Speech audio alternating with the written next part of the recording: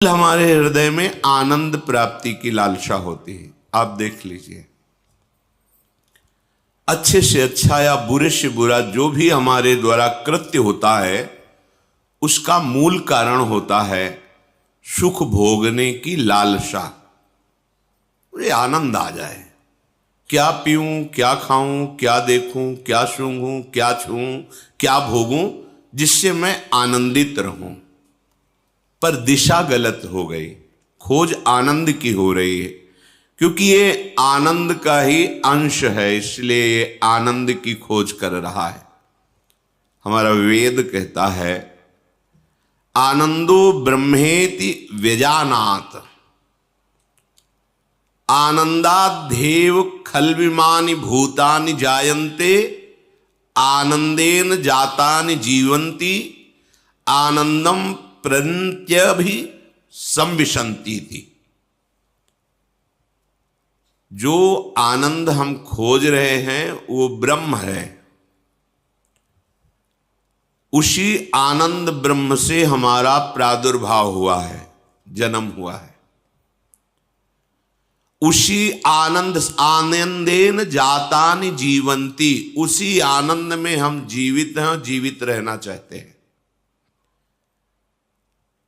और ऐसे आनंद को प्राप्त करना चाहते हैं जहां दुख का लेश न हो। आनंदम प्रयंत्यभि संविशंति थी, प्रवेश पाना चाहते हैं ऐसे आनंद में जहां लेश मात्र भी दुख न हो। बिल्कुल, हम आनंद से प्रकट हुए हैं, आनंद में ही जीवित हैं और आनंद में ही प्रवेश करना चाहते हैं, क्योंकि हम आनंद के अंश हैं। जो आनंद सिंधु सुख राशि, ईश्वर अंश जीव अविनाशी। वो आनंद क्या है? यदैतत् सुकृतम, वेद कहता है यदैतत् सुकृतम, जिसने स्वयं से अपने आप को प्रकट किया है इस जगत रूप में, वो आनंद ब्रह्म वही अपने आप में प्रकट है। कुछ प्रश्नकर्ताओं का प्रश्न होता है, भगवान ने हमें क्यों फंसा दिया, क्यों जन्म दिया? समझो वेद क्या कह रहा है। वेद कहता है यदैतत् सुकृतम, सुकृतम, ये सुंदर जो जगत प्रकट किया, ये क्रिया हुई, ये अपने आप से अपने आप में हुई, किसी और को नहीं रचा। कैसा स्वरूप है? रसो वैशः, वो पूर्ण रस स्वरूप है। हमारी मांग क्या है? रस, आनंद, सुख, प्रसन्नता। रसम हृवायम लब्ध्वा आनंदी भवतु। जो अपने स्वरूप को जान जाता है वो रस स्वरूप हो जाता है, वो महाआनंद में डूब जाता है। बहुत विचारणीय विषय है, वेद है। आनंद पूर्ण ब्रह्म, उसके अंश आनंद में, खोज आनंद की, जीवन आनंद, प्रवेश आनंद में। दिशा गलत हो गई। अब हम सबको भगवत स्वरूप नहीं मानते, ना अपने को मानते ना सामने। स्त्री पुरुष, अच्छा बुरा, वस्तु, व्यक्ति, स्थान, इसी राग के कारण हमारी दुर्गति हो गई। आनंद जब तक हमें प्रभु नहीं मिलेंगे तब तक नहीं। देखो, जब हम ऐसे कर्म करते हैं कि आनंद का मार्ग ढक जाता है तो हमें जीना अच्छा नहीं लगता। आनंदेन जातानि जीवंती, आनंद के लिए ही हम जीते हैं। जहां लगा कि अब आनंद नहीं मिलेगा तो बस लगता है आत्महत्या कर लो, प्राण त्याग दो। क्यों? क्योंकि आनंद में जीना चाहता है। क्यों आनंद में जीना चाहता है? क्योंकि वो आनंद का अंश है। फिर उसे आनंद क्यों नहीं मिल रहा? क्योंकि दिशा गलत हो गई, सोच गलत हो गई, भ्रमित हो गया। आनंद प्रभु में है। वो आनंद, उसका तारतम्य वर्णन करती श्रुति। पीछे संस्कृत में कई बार इसकी चर्चा हुई, सहज में। लौकिक आनंद,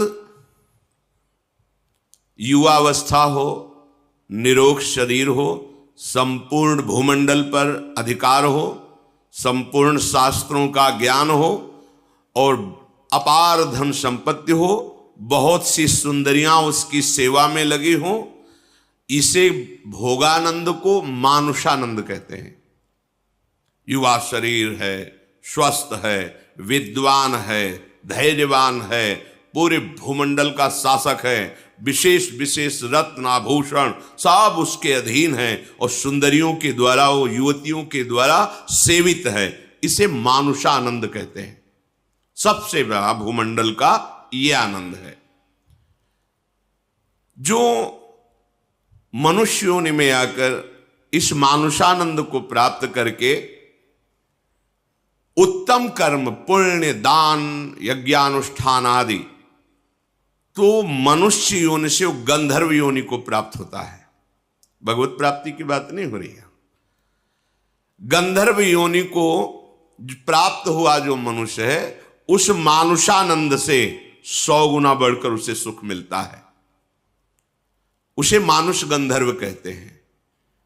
ऐसे मानुष सुख से 100 गुना बड़ा सुख उस मानुष गंधर्व का है।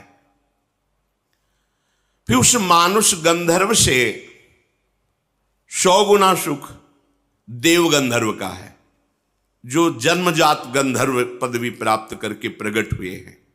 देव गंधर्व, उनसे 100 गुना बढ़कर के सुख पितृलोक में है।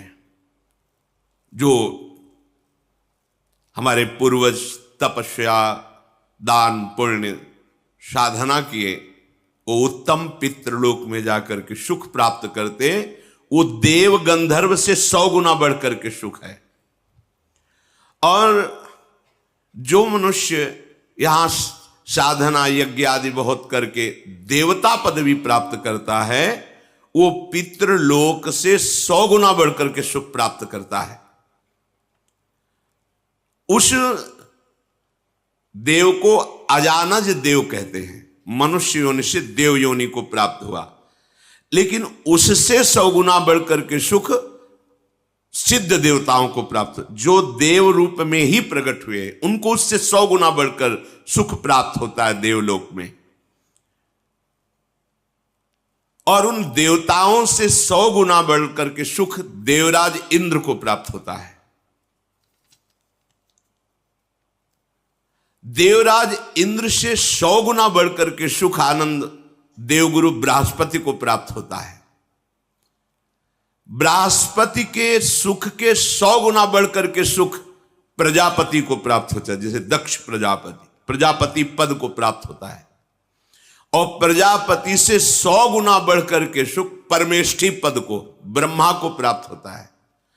और ब्रह्मा से लेकर के यहां तक जो आनंद का क्रम वर्णन किया गया, इसे सहस्त्रों गुना बढ़कर के सुख ब्रह्मानंद प्राप्त महापुरुष को, ब्रह्मानंद ज्ञान के द्वारा जो अहम ब्रह्मास्मि की सिद्धि करता है, ब्रह्मा जी से भी बढ़कर के हजारों गुना उसको सुख प्राप्त होता है।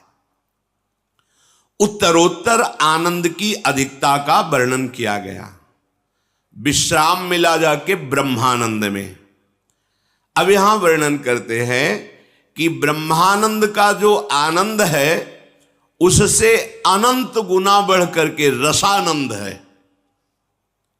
ब्रह्मानंदो भवेदेश चेत परार्ध गुणीकृता नैति भक्ति सुखाम बोधई परमाणु तुलामपि। ये मनगढ़ंत बात नहीं, वेद का वर्णन है, वैदिक सिद्धांत का। ब्रह्मानंद की जो संख्या मानुष सुख से शुरू हुई और ब्रह्मा तक पहुंची, उससे हजारों गुना बढ़कर सुख उस ब्रह्मानंद को प्राप्त महापुरुष को, जो उसको सुख प्राप्त है, एक के ऊपर 17 शून्य लगावे, उसे परार्ध कहते हैं। एक लिखा और 17 शून्य लगा दे, उस संख्या को परार्ध कहते हैं। इस परार्ध से उस ब्रह्मानंद का गुणा किया जाए,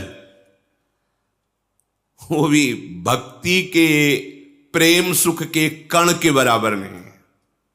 ये देखो, ओहो, तो हम कह सकते हैं कि ब्रह्मानंद से अनंत गुना सुख प्रेमानंद में है। ऐसे प्रेम की प्राप्ति के लिए हमें मनुष्य शरीर मिला है। सोचो, आप कितनी मूढ़ता धारण करते हैं, इतने महासुख को एक क्षुद्र विषय में छोड़ देते हैं, त्याग देते हैं। आप क्या हैं? आपको किस पंक्ति में खड़ा किया गया है? आप अपने भाग्य की सराहना नहीं कर सकते? अहो भाग्य लाडली, आज आपने प्रेम मार्ग में मुझे चलने का सौभाग्य दिया। आप जानते हो, आपको जो मिला है इसके लिए ब्रह्मा जी भी तरसते हैं। हजारों वर्ष तपस्या करने पर